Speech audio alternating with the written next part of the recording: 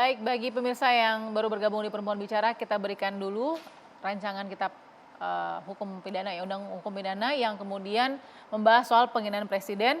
Kita akan pasang di pasal 353 terlebih dahulu ya, ayat 1 RKUHP. Setiap orang yang di muka umum dengan lisan atau tulisan menghina kekuasaan umum atau lembaga negara dipidana dengan pidana penjara paling lama 1 tahun 6 bulan. Lalu kemudian yang pasal 240 ya, setiap orang yang di muka umum melakukan penghinaan terhadap pemerintah yang sah yang berakibat terjadinya kerusuhan dalam masyarakat dipidana dengan pidana penjara paling lama 3 tahun.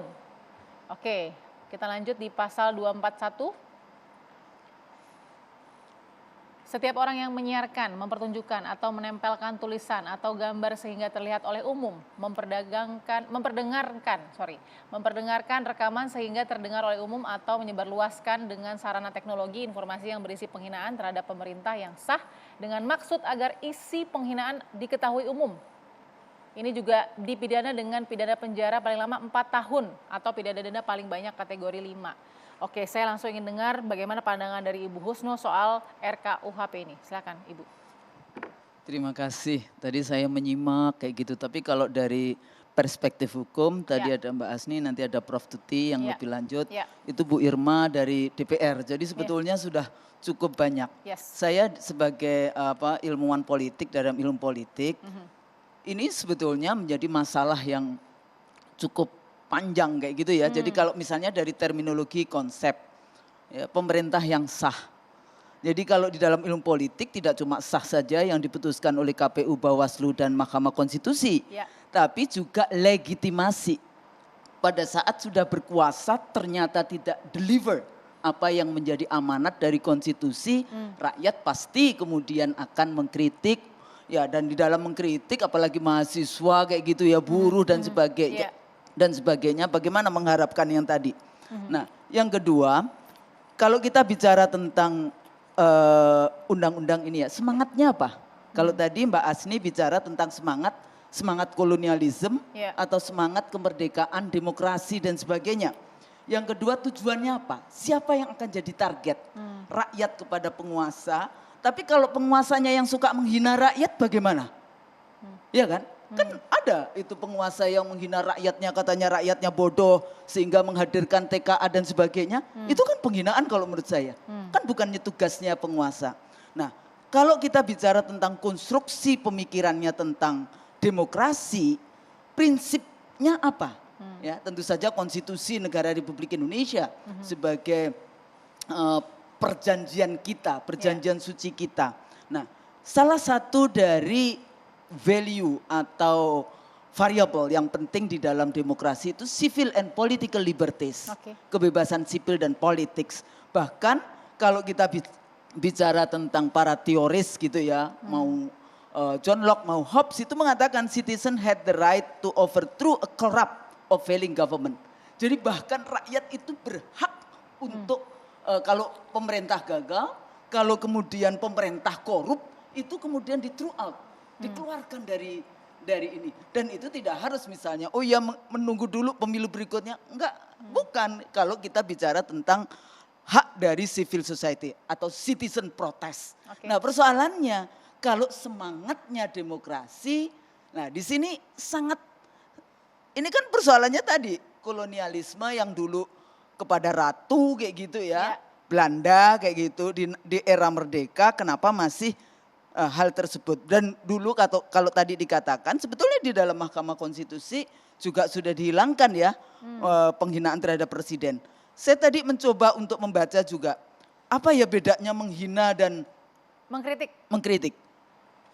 Katanya kalau kita bilang harkat martabat misalnya tujuannya menfitnah, tidak pro rakyat aja itu dianggap menghina. Rezim tidak pro rakyat itu dianggap menghina. Itu termasuk katanya menghina. Kemudian oh iya, misalnya seorang tokoh politisi karena janji-janjinya tidak pernah ditepati atau suka, kadang-kadang rakyat menggunakan terminologi suka bohong, itu menghina katanya. Nah terus kemudian ada lagi, pajak naik, rakyat menjerit, itu katanya juga menghina. Nah di sini letaknya be careful. Kalau kita bicara tentang terminologi, tujuannya apa, targetnya apa, di dalam konteks kepolitikan hari ini yang kita sedang berada di dalam situasi negara yang bangsa yang terbelah.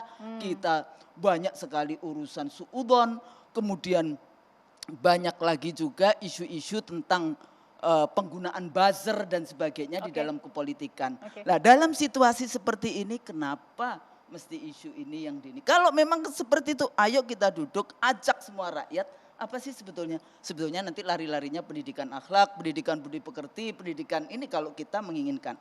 Tapi jangan cuma tuntutannya rakyat kepada penguasa. Lah penguasa amanah enggak dengan konstitusi? Ya, itu juga menghina rakyat secara ekonomi, menghina rakyat secara kesejahteraannya, menghina rakyat secara... Jadi Bu Kusnul mengkhawatirkan implementasi pada pasal ini jika nanti disahkan. Saya mau ke Prof. Tuti dulu ya. Prof. Tuti, oke Prof. Ya, jadi sebenarnya apa sih tujuan dari pasal seperti ini misalnya, RKUHP seperti ini tujuannya tuh seperti apa sebenarnya? Yang dimaksud pasal yang mana Mbak ya? Pasal Tadi 240, kan Anda bicara pasal 240, pasal 353, iya, pasal 240 terus sampai penghinaan presiden. Kalau penghinaan presiden itu pasal 218. Iya. Jadi memang masing-masing berbeda. Yang mau kita bicarakan yang mana dulu? Jadi tujuan dari garis besarnya Prof. Tuti, jika kita mau menggarisbawahi soal penghinaan tadi yang harus kita bedakan dengan kritik tadi. Nah, tujuannya di mana nih untuk mengambil benang merah antara penghinaan dan kritik? Sebenarnya tidak terlampau sulit ya. Di KBBI itu sudah jelas beda menghina dengan mengkritik.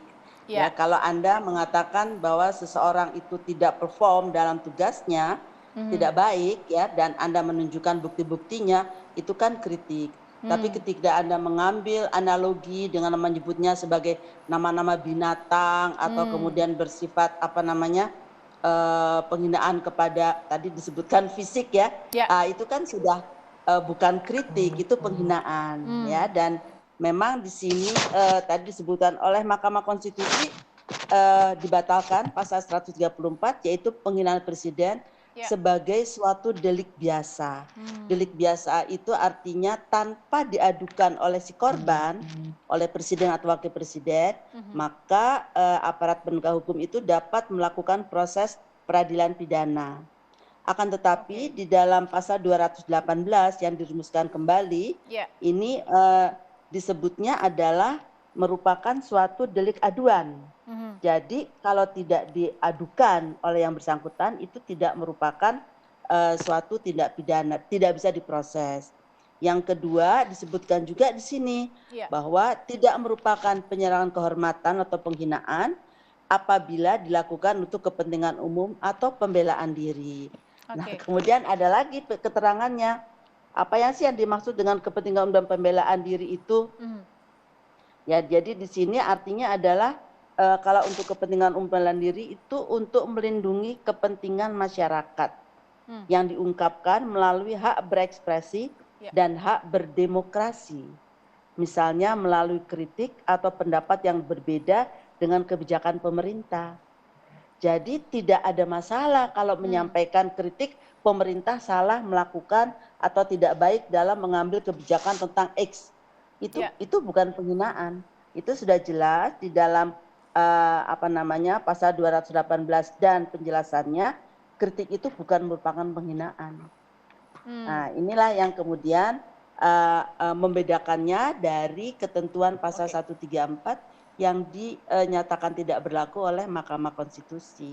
Oke, jadi tidak ada kekhawatiran multitafsir begitu ya Prof. Tuti ya dalam membedakan bahasa atau diksi dari penghinaan itu tersebut ya?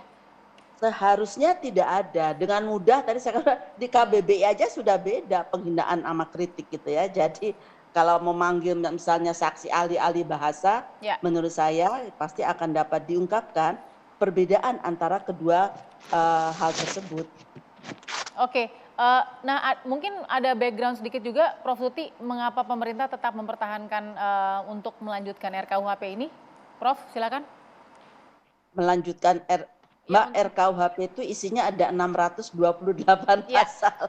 Maksud saya soal penghinaan ini, soal penghinaan ini ada unsur atau mungkin background besar apa yang kemudian membuat ini harus tetap dipertahankan? Ya, karena dari tim menganggap bahwa seorang presiden atau wakil presiden itu memang diperlukan adanya suatu perlindungan khusus ya, karena mereka adalah orang-orang yang dipilih oleh rakyat. Ya, jadi memang tadi malam saya diskusi dengan teman saya, Bu, kan ada equality before the law. Equality before the law betul, tapi apakah disamakan perlakuan terhadap presiden yang dipilih oleh 100 juta dengan perlakuan terhadap orang jalanan? Kan nggak bisa sama. Ya, jadi ada beberapa hal yang memang tidak persis sama antara memperlakukan seorang presiden dan masyarakat biasa. Tapi bahwa ada hak-hak tentang yang lain tentu saja. Ya, tetapi ini juga orang biasa kan juga bisa melakukan pengaduan apabila dirinya dihina. Ya, dan ini juga sama. Kalau dirinya dihina, presiden juga bisa mengadukan gitu. Oke, tapi karena kedudukannya maka ada hak istimewa di situ ya, Prof. Tuti ya? Ya, kami menganggap begitu. Karena di banyak negara, saya lupa di Belanda itu di pasal 111, yang terakhir pasal 267 itu juga masih mempertahankan ya penghinaan terhadap kepala negara. Ya, kepala negara. Oke, Prof. Tuti, saya akan dengar bagaimana respons juga dari Mbak Asfi ya, dan juga Bu Kusul dan juga Bu Irma. Sesaat lagi tetap di Perempuan Bicara.